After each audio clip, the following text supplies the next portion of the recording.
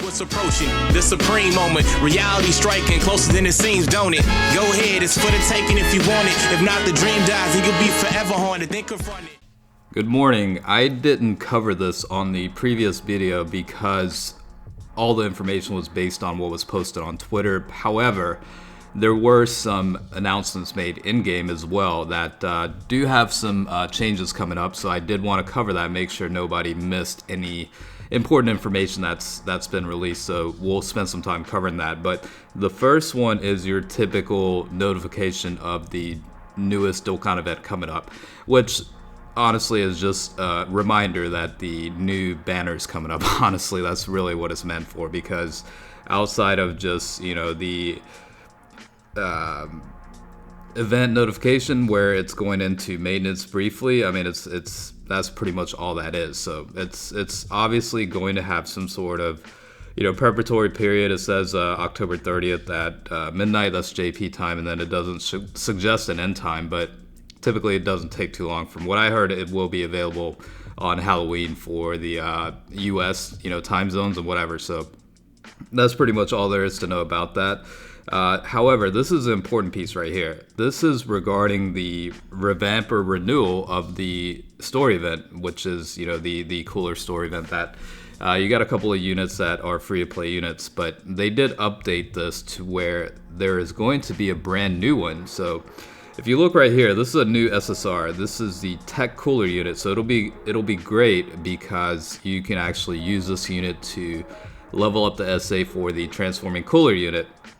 And surprisingly, for a free-to-play unit, it has some decent passive skill here. If you look at it, it's an attack and defense increase of 40%.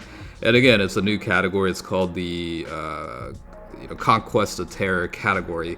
Allies get Ki +2, attack and defense increase of 30%. So decent support with that new category coming up with this unit. So it'll be interesting to see how this unit is in terms of overall performance from a unit standpoint versus SA fodder. So we'll be on the lookout for that.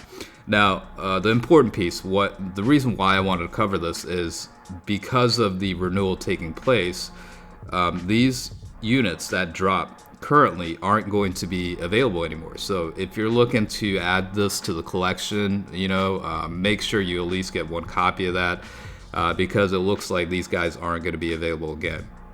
Now, the first one is the SR Cooler unit. I assume it's the intelligence type. This one tends to drop on the summonable banners, so I wouldn't be too worried about that. This is King Cold, the SR version. SR Mecha Frieza, and then the SR Chilled. So these guys, you know, they could end up never becoming available again. So if you're looking to not miss out on at least getting one copy, I would just, you know, use the memory of Ki, and it does have the boost with the Wicked Bloodline category, I believe, on this event. So, you know, just make sure to at least get one copy if you don't want to miss out on that. That's really what it comes down to.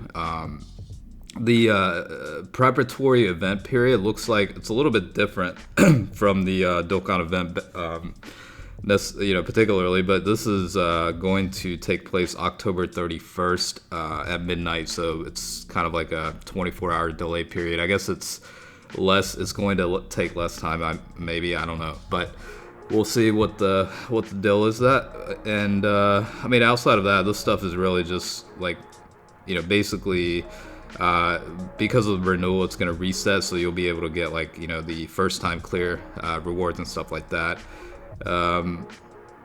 Yeah, I mean, it's you'll get Dragon Stones based on clearing it as well, because it is a complete revamp renewal. So that's really the most important thing. Is I just wanted to make sure that you guys knew that these units will no longer be available after the renewal or revamp takes place. You know, however, at the same time, this guy's going to be great in terms of SA fodder, but also pretty decent support for the new category. So that's really the key points here. And outside of that, there's not much else that I noticed. So we'll leave it at that. Hopefully you guys enjoyed the video and found the translations helpful. But as always, thanks for watching, and I'll catch you guys later.